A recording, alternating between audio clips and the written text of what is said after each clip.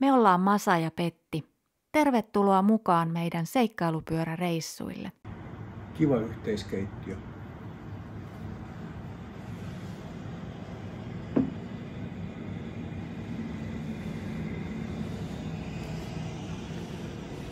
Aamupalatarvikkeet on laitettu tähän valmiiksi. Kaikki saa syödä aamupalan siihen aikaan, kun itse haluaa ja saa tehdä ihan niitä ruokia, mitä itse haluaa. Tuossa on gluteenittomat erikseen.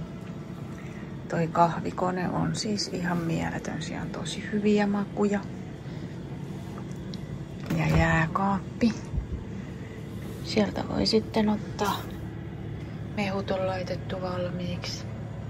Hyvin tämmönen pohjoismaisen oloinen aamupalavälineistö.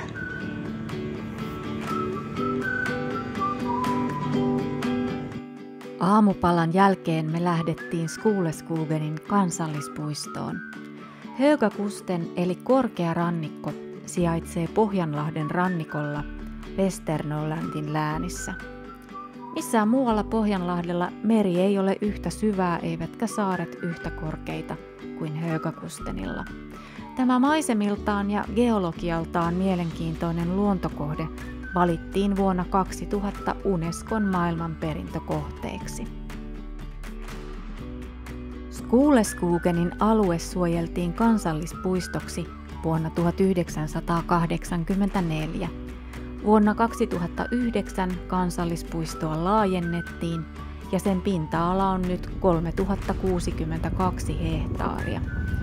Suositun kansallispuiston luonto koostuu havumetsistä, lehtimetsistä, kallioisesta maaperästä, avoimista soista sekä merialueista. Vuodesta 2006 suuri osa kansallispuistosta on kuulunut myös Euroopan unionin Natura 2000 suojelualueverkostoon. Piti oikein katsoa trackerista, niin nuo ekat pitkospuut oli 700 metriä ja sitten on aina välillä vähän normaali polkua ja sitten on taas satoja metrejä pitkospuita. Tää on ehkä niin kuin nopeinta haikkaamista kansallispuistossa, mitä mä oon koskaan tehnyt, koska täällä saa pistellä ihan samaa vauhtia kuin kävelisi jollain asfalttitiellä. Mutta silti on niin kuin ihan täysin luonnon keskellä. Mä en ollenkaan arvostele tätä. Tää on hyvä ratkaisu, koska ensinnäkin tää madaltaa kynnystä ihmisillä tulla tänne.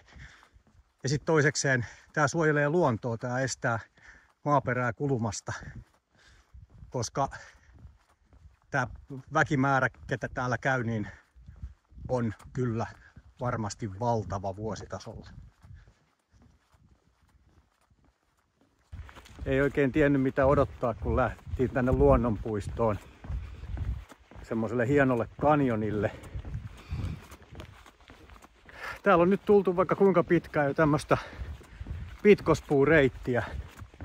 Tätä on täällä siis ihan katkeamattomana nauhana. Eli jos äskeinen haikki oli sitä, että kiipeiltiin kivien ja kantojen yli ja vedettiin itteemme kaiken maailman ketjuista ylöspäin kallion kielekkeille, niin tää on tosi makeeta tämmöstä pitkospuubaanaa. Hienoa kävellä. Ja juuri kun pääsin siitä sanomasta, niin sitten se loppuu.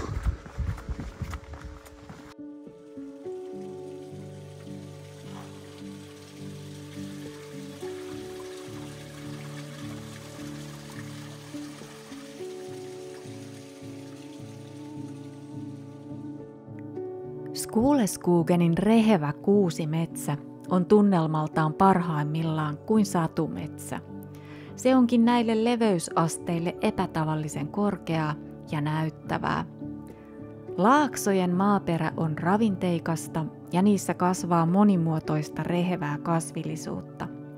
Suot muodostavat vajaat 5% kansallispuiston maa-alasta ja niitä esiintyy sekä metsissä että kalliorinteillä.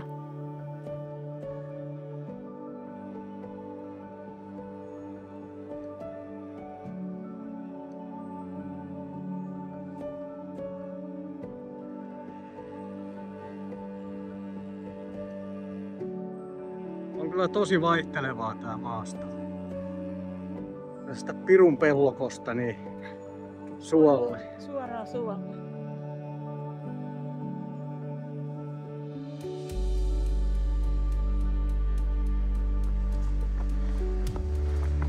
Vaihteeksi olisi sitten vähän tämmöstä mukulakivisempää. Tää on ihanaa. On tää tämmöisissä pienissä jaksoissa kerrallaan, mutta sitten kun tätä on kilometri toisensa jälkeen, niin tää rupeaa jo käymään työstä. On paljon helpompaa kuin semmoinen pieni kivi, jossa on aina tavallaan iso kivi astuttavaksi. Totta. No niin, aletaan olemaan reissun. Ei ehtoopuolella, mutta siis kohteessa, niin kuin sanotaan. Aikamoinen rotkon alku tässä. Mennään tommosesta holvista, kallioholvista läpi.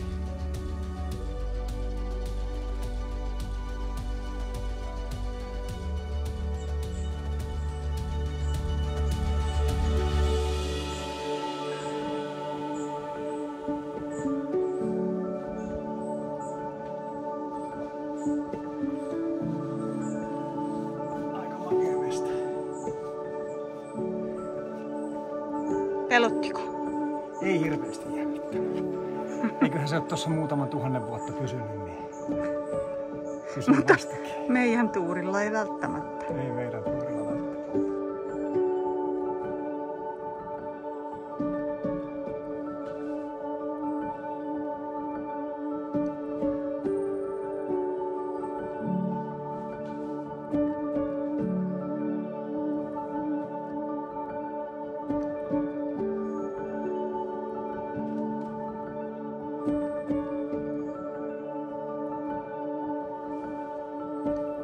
Dogstan keskustasta kansallispuiston eteläiselle sisäänkäynnille ajoimme noin vartin.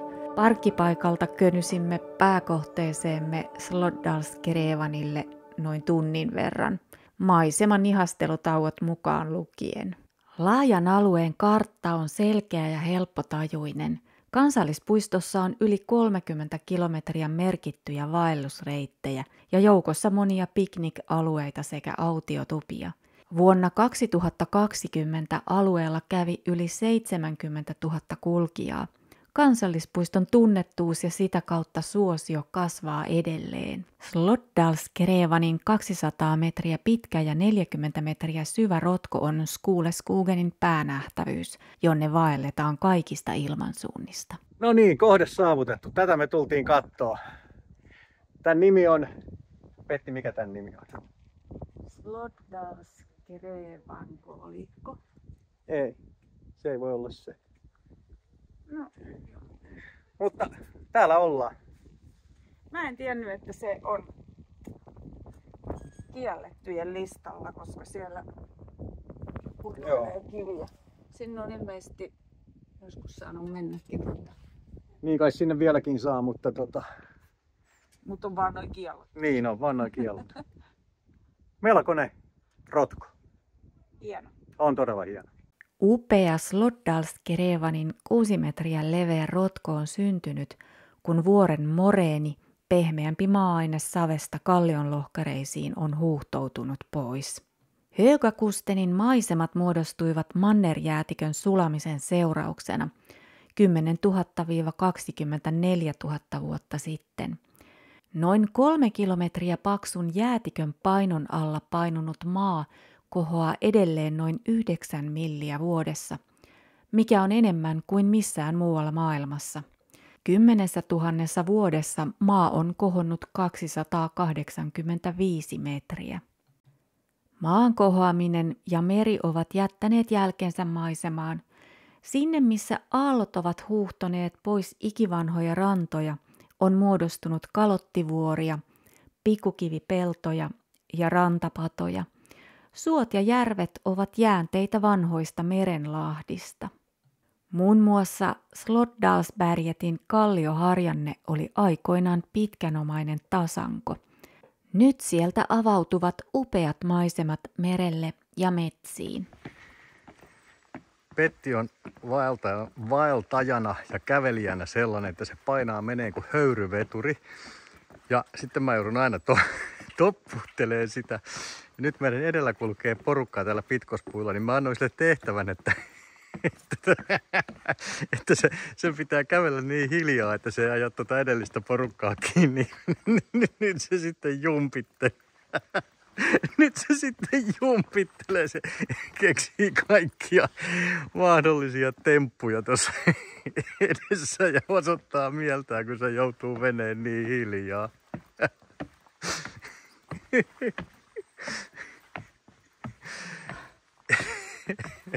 Koitas nyt mennä. No mä menen just sitä vauhtia, mitä käsketään. Koko ajan näkyy ja lähemmäksi tulee. Ei näin hiljaa voi ihminen kävellä.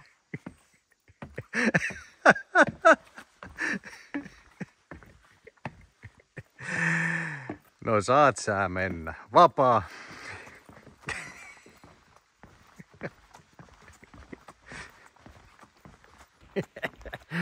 Tämmöstä tää on.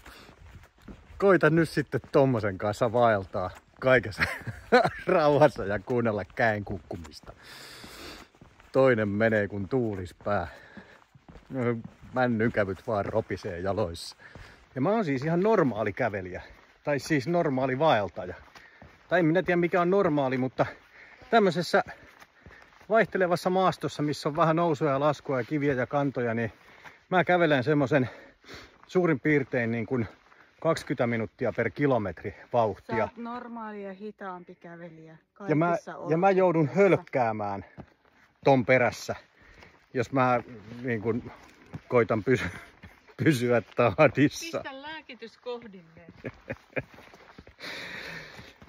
Silloin taas varmaan muutama ylimääräinen motifene otettuna, kun se ei ole köyhä eikä kipeä, kun se mennä viipottaa. Nyt Piru lähtee pellolle. Pirun pellolle.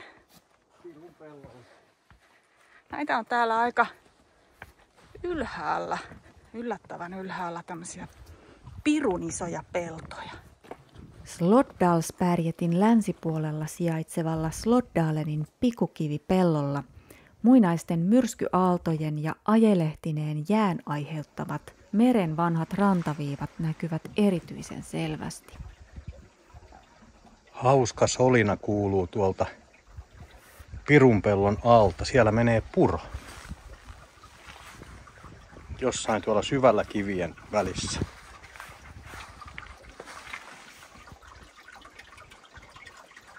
Tosta vähän näkyy.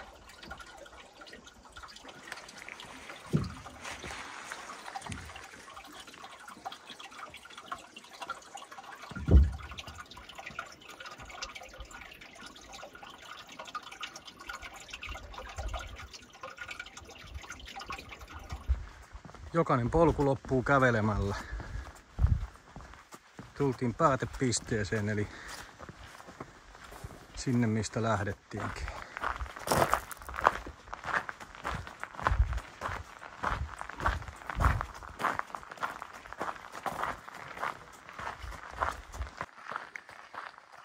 Tähän puistoon tulee 3 pääreittiä sisään.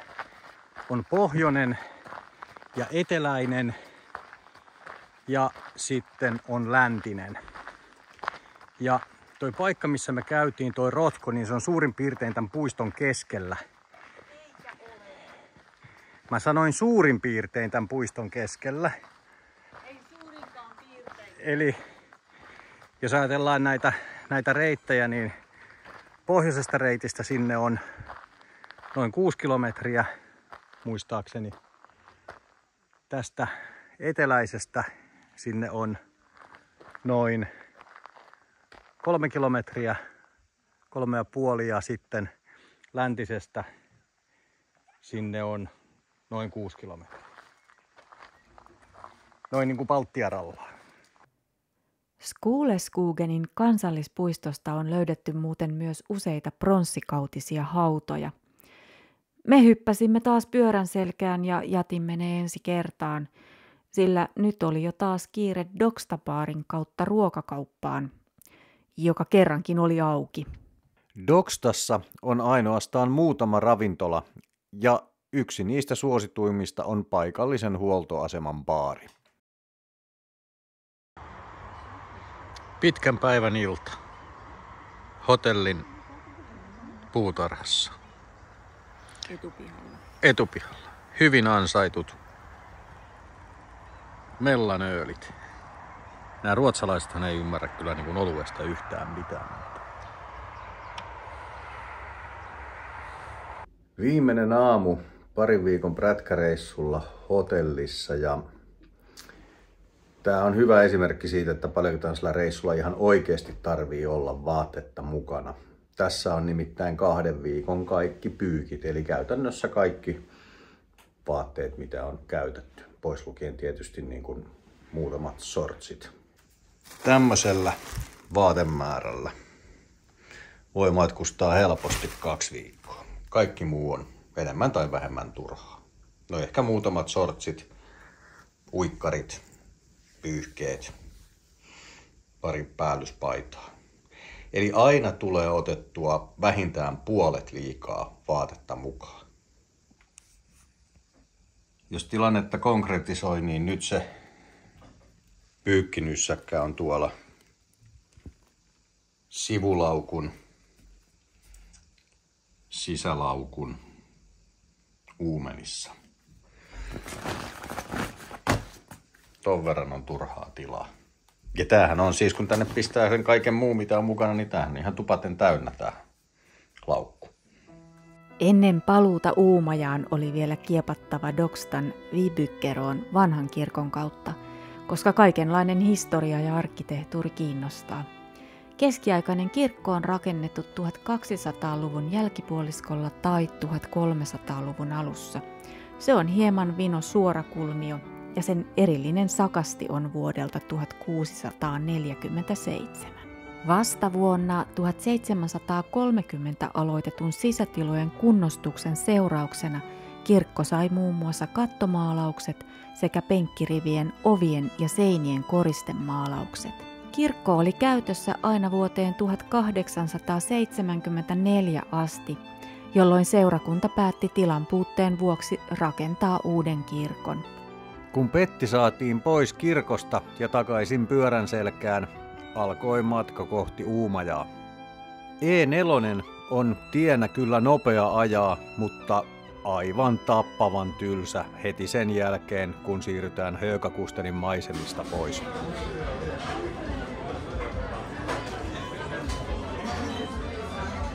Onko suun myötästä? No on parempaakin juoda. Voisi olla vähän rapsakaa.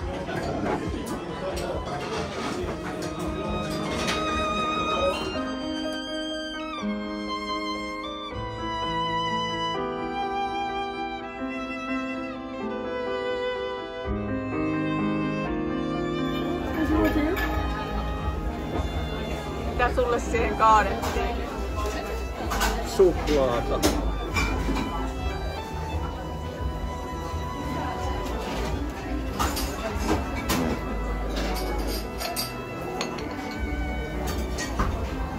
Ja pannakottaa. Tosi hyvän ravintolaillallisen jälkeen me ajeltiin Västerbacken alueelle Holmsundin taajamaan Uumajan joen suulle. Alue on erityinen varhaisen teollisen ajan kulttuuriympäristö. Siellä vanhan kauppalan alueelle rakennetuista työläisasunnoista osa on edelleen käytössä. Yhdessä niistä toimii sahamuseo, joka kuvaa sahatyöläisten elinympäristöä ja sahateollisuuden kehitystä.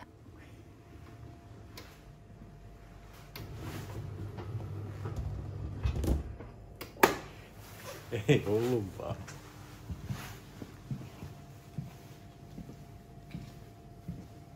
Yöpaikkamme konferenssihotelli sijaitsee vain 2 kilometriä Vaasalainen lauttaterminaalista. Siellä tuntui majoittuvan lähinnä pitkäaikaisasukkaina työmiehiä. Olo oli hetkittäin kuin Kasarin suositussa brittiläisessä draamakomediassa Näkemiin vaan muru.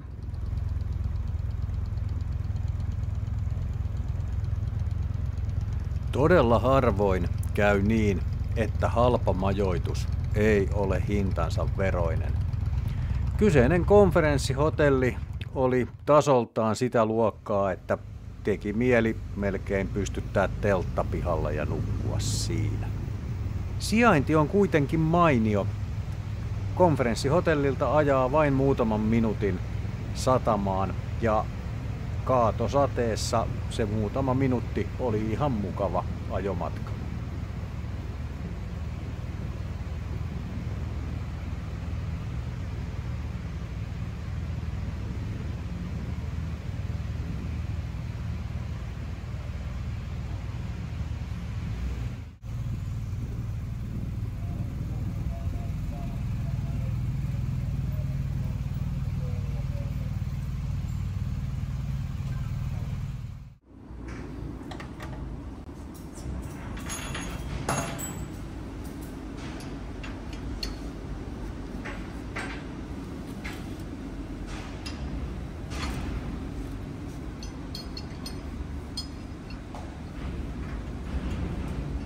Rätkän kiinnittämisessä laivaan on aina omat kommervenkkinsä. Seikkailupyörissä yleinen keskituki auttaa kyllä kiinnittämistä paljon, koska pyörän saa lähtökohtaisesti suoraan. Gessussa on lisäksi erittäin tukevat kaatumaraudat, joista hihnat saa hyvin kiinni.